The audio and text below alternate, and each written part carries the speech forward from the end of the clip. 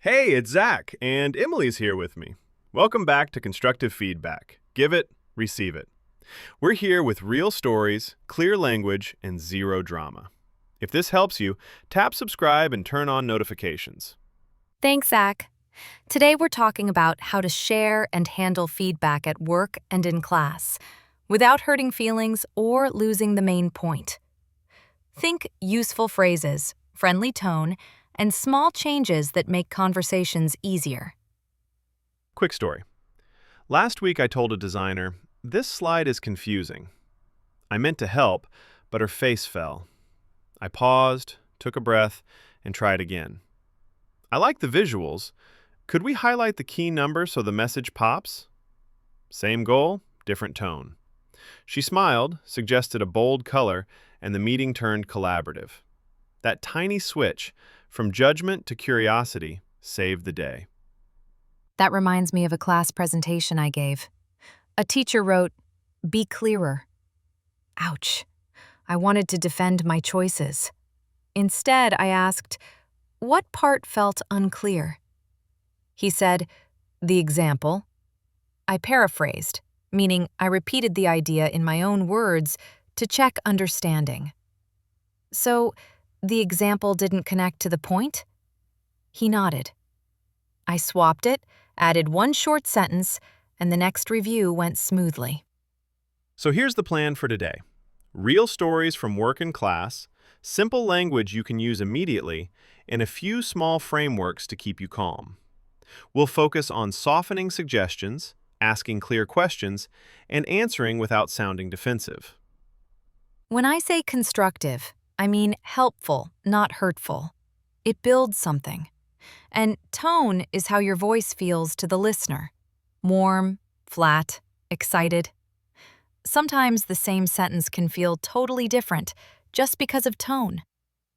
And soften simply means make something less strong. In my story, I kept the goal, but I changed the delivery. The word delivery is the way you present your message. The timing, the speed, the energy. Quick recap. We'll share stories, useful phrases inside those stories, and tiny habits for better conversations.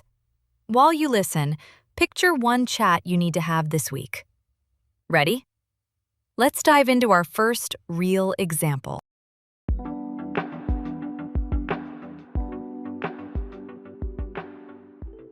All right, first story from work. We were rushing a weekly report, and everyone was stressed.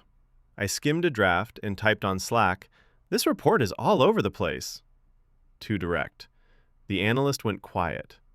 My message wasn't helpful. It just hurt. I stood up, walked to her desk, and tried again. I said, "I like the data. I'm getting lost in the order. Could we group results first, then insights, then next steps?" That small change, specific and calm, opened the door. I used a hedge word, could, to soften it. A hedge means you make the sentence gentler, not so strong. Quick mini takeaway. Too direct can shut people down. Adding one buffer sentence helps. A buffer is a short, kind line before the main point, like, "I appreciate the effort." It keeps the person open so they can hear the message. My turn. Classroom story. During a peer review, I told a teammate, "Nice slides." That was it. He asked, "Anything to fix?" I realized I was being vague. Vague means not clear or not detailed. He had no idea what to change. I looked again and said, "On slide 3, the font is small, so our key number is hard to see. If we increase the size and add contrast, the point will pop." He smiled, changed it, and the room understood the message. Specific beats vague. Zach, have you ever been too late with feedback? Timing can be tricky. When it's late, even good advice can feel useless. Oh yes. I once waited until the night before a client demo. I finally wrote, "We should reorder the slides." The team groaned. No time. My advice was correct, but the timing failed. Timely feedback, meaning it arrives early enough to use, beats perfect but late advice every time. Speaking of timing, I made another mistake, giving feedback by text at 11 p.m. The words were fine, but the tone read cold. Tone is how your message feels. I switched to a short voice note the next day, and it landed much better. Quick recap. Clear beats vague. Timely beats late. And soft doesn't mean weak. It means respectful. Helpful words today: hedge, buffer, vague, tone, timely. And structure helps: observation, impact, suggestion. Impact is the effect your point has on the listener or result. Before we move on, think of one chat you need this week. What's the observation? What's the impact? What's one specific suggestion? Let's dig a little deeper into the language toolkit next.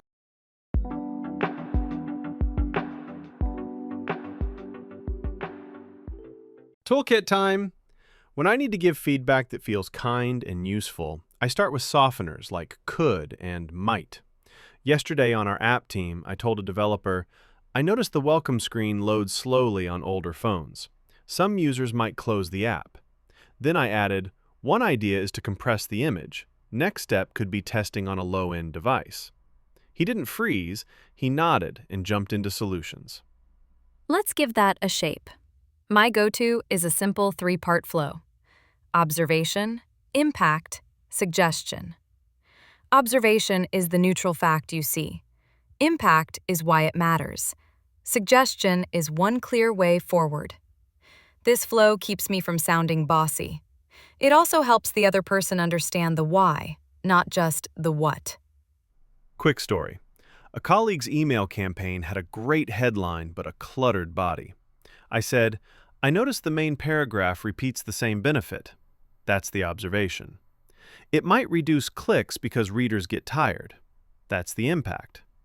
One idea is to move the second benefit into a bullet list. Next step could be an A/B test. He said, that would be easy to try. Emily, how do you use would? For me, it signals a likely result without sounding pushy. I'll say, it would help if we add a short example, or I'd love to see a clearer chart title. The I'd there softens it. It's a personal preference, not a command. Same here. I also lean on gentle verbs: notice, wonder, suggest, recommend, consider. I'm wondering if the intro could be shorter. Wondering is a hedge. That means it softens the edge. But I avoid going too soft. If I say, maybe, kind of, possibly shorter, it's vague.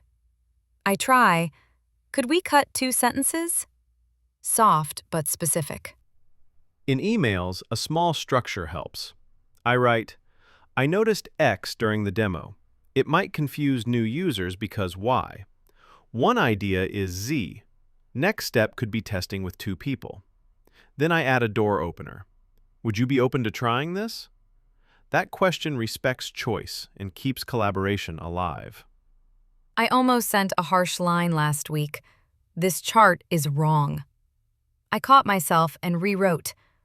I noticed the scale starts at 20, so the differences look bigger than they are. It might mislead the client. One idea is to start at 0. The next step could be re-exporting the chart. Same truth, more trust. Mini recap. Softeners like could and might invite options. Would points to outcomes. I noticed frames facts. One idea is, and next step could be, move people toward action. And the big map, observation, impact, suggestion, keeps everything clear and calm. If you're picturing a real conversation this week, plug it into the flow. I noticed. It might. One idea is. Next step could be. Simple, respectful, and practical. Speaking of next steps, let's flip the script soon and talk about receiving feedback without getting defensive.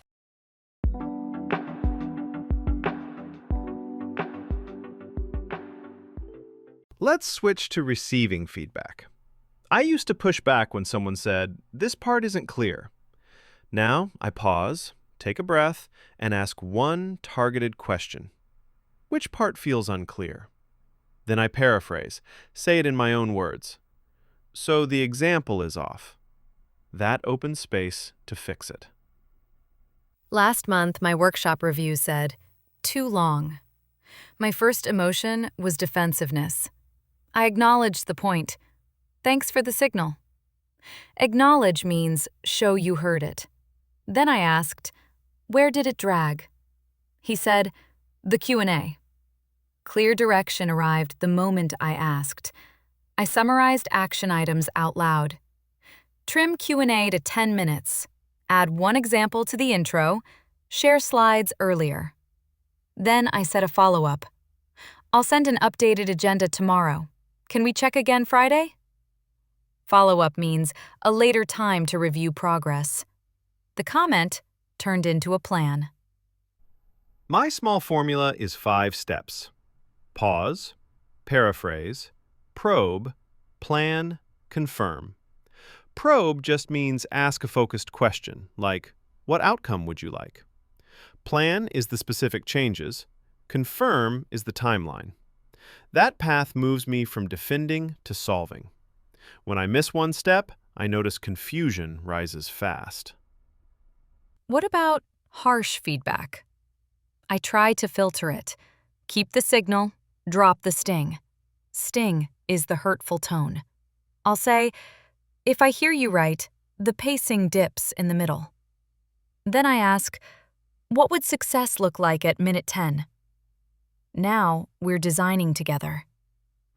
In remote teams, I write a short summary after a call. Observation: the onboarding email is long. Impact: new users stop reading. Actions: cut to 3 paragraphs. Add a button. Test by Wednesday. Follow-up: review Thursday. That simple recap reduces confusion and keeps momentum. Writing it down also gives everyone a record they can share.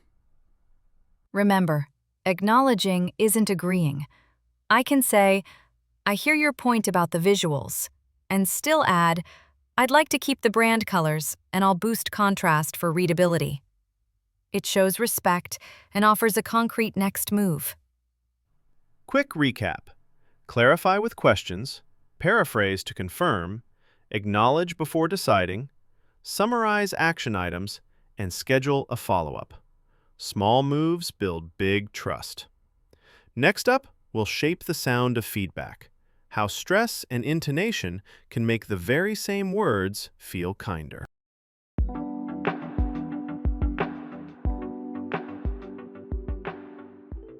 Let's talk about how your voice changes the message.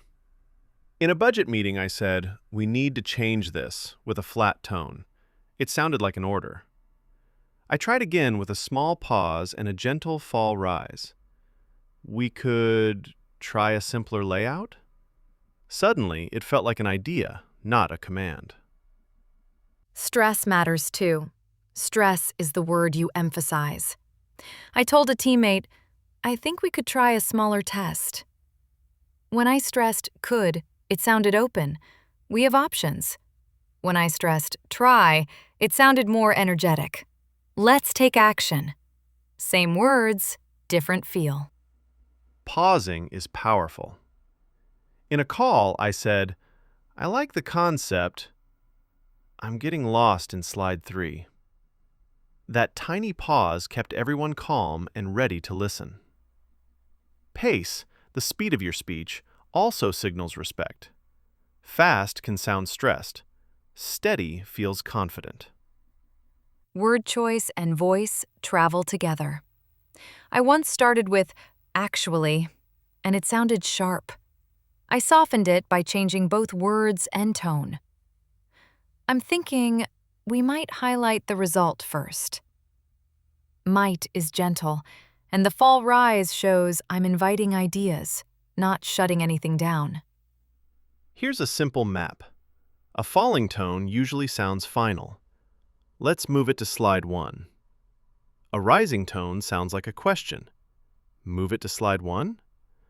And a fall rise is cooperative. Let's move it to slide 1. That last shape says, I have a view, but I'm open. Your face changes your sound. If I lift my cheeks a little, the word could feels friendly. If my jaw is tight, the same word feels cold. Intonation is the music of your sentence. A relaxed posture and a breath before the key point tune that music. Another trick, move stress from people to problems.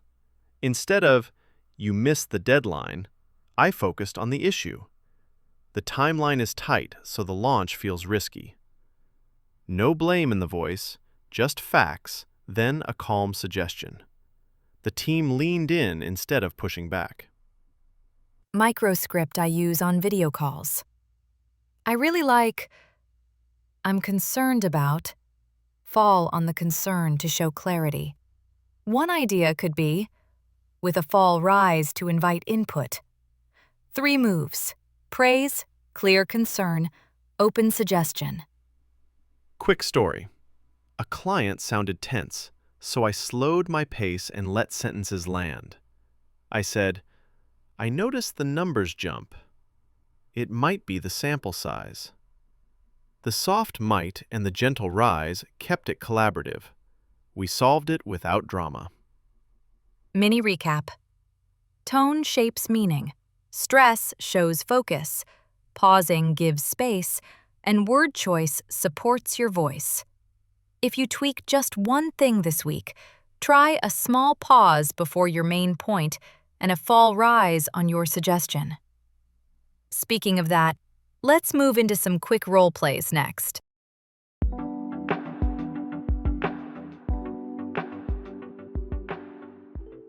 Okay, mini role plays.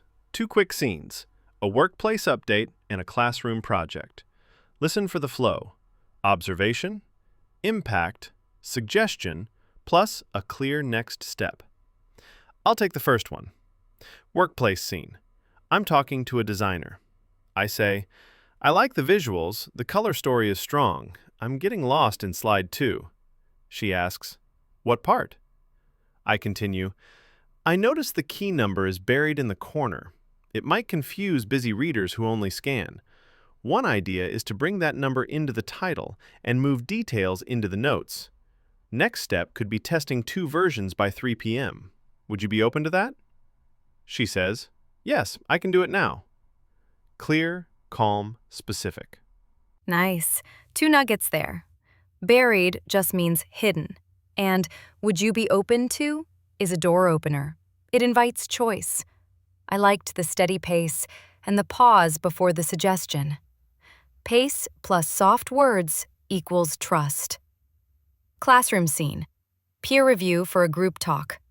I start, thanks for the research. I'm getting lost during the methods part. I add, I noticed the sentence with 4 numbers runs long. It might blur the main point. One idea is to split it into 2 and label the units. Next step could be trimming 10 seconds and adding a graphic. He asks, so the timing, not the data? I paraphrase. Right, the data is fine. The timing hides it. He nods. Got it.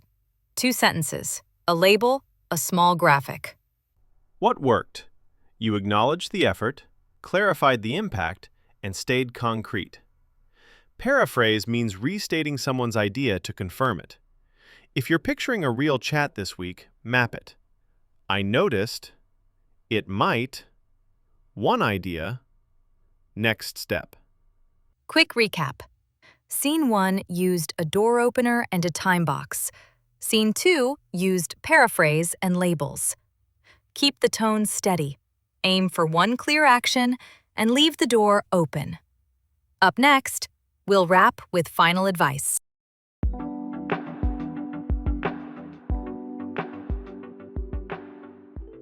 Quick recap before we go. We shared real stories, a simple toolkit for giving feedback, ways to receive it without drama, and how tone, stress, and pauses change everything. Clear, kind, and specific. That's the path to better conversations. One small step today. Choose one conversation you have this week. Start with an observation, add the impact, and offer one suggestion with could or might. Then set a tiny follow-up, a time, a place, and a person. For delivery, try a short breath and a gentle fall rise on your suggestion. I like to open the door with, "Would you be open to trying this?" That phrasing is respectful and collaborative, and it keeps options alive. If you're on the receiving side, use the 5-step path. Pause, paraphrase, probe, plan, confirm. Probe just means a focused question, like, what outcome would you like? Plan the next action, then confirm the timeline. And the classic pitfalls: too direct, too vague, too late. Quick fixes: add a buffer line, get specific about the change, and share feedback early enough to use. Timely, concrete, and kind beats perfect but late every time. We'd love to hear your story. Where did feedback help, and what made it work? Drop a comment with your observation impact suggestion and your follow-up plan. The downloadable phrase list is linked in the description. Remember, progress beats perfection. Aim for one clear action and one respectful tone shift. Tomorrow, you can adjust again. Small, steady moves build trust, and trust makes the real conversation possible. Thanks for being here with us. If this helped, hit subscribe, turn on notifications, and share the episode with a friend who gives or gets feedback. Take that one small step today, and we'll see you in the next one. Micro challenge for today. Write 2 sentences using the flow: observation, impact, suggestion, and a follow-up time. Say it out loud once, then send it kindly. Notice how your voice shapes the meaning, and pay attention to pace and pause.